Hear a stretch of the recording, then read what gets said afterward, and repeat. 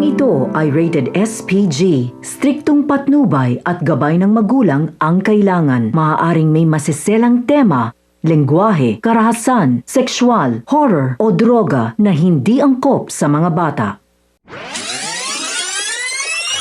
Isang mapagpalang araw mga kapamilya, welcome back. At narito ang mga pinakamainit na tagpo sa FPJ's Batang Quiapo. Patuloy ang paghihiganti ni Ramon Montenegro matapos mawalan ng kayamanan ang kanilang pamilya.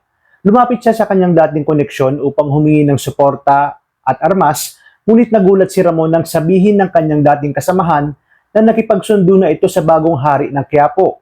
At dahil sa matinding galit, ay agad na itinutok ni Ramon ang kanyang baril sa dati niyang kakampi. Sinabi ni Ramon na walang sinuman ang makakapagpabagsak sa mga gerero habang siya'y nabubuhay. Sa kabilang banda, nakipagkita na nga si Ponggay kay Rocky Boy, suot ang kanyang costume. Ang lalaking pinaghihinalaan niya na humalay sa kanyang half-sister na si Dimples. Hindi alam ni Ponggay na may masamang balak pala itong si Rocky Boy na unay akala niya nagbibiro lang.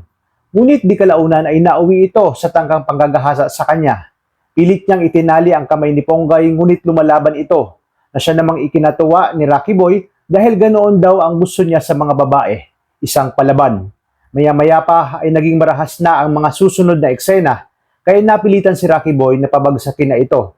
At dito na humingi ng tulong si Ponggay at narinig naman ito ni Tanggol. Sa isang iglap ay sinipa ni Tanggol ang pintuan at tumambad sa kanya ang marahas na eksenang ito.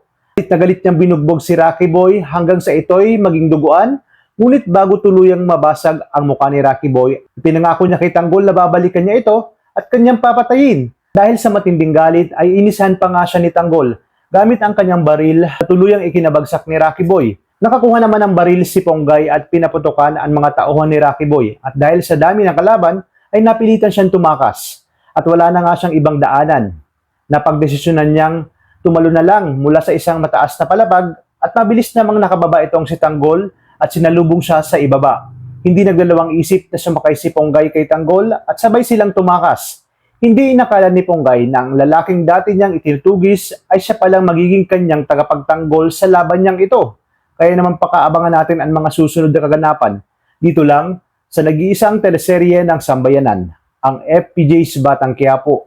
Maraming salamat sa inyong panonood at pagpalain tayong lahat, kapamilya.